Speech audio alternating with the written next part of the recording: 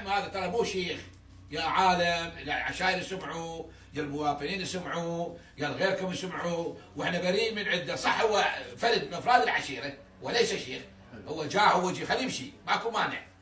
بس اذا ادعى بالشيخ او قال انا شيخ عام او انا وكيل او انا كذا وهو ما له بهاي الصفه ولا له بهذا العنوان، هذا مردود على الشيخ عشيرته هو.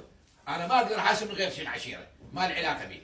فكل عشيره تعطي مثلا بهادي، شو نقول واحنا البهادين عن وسائل الاتصال هذا الموبايلات وغيره والاعلام، ترى هذا فلان عمي لا شيخ عشيره، فرد او وجيه.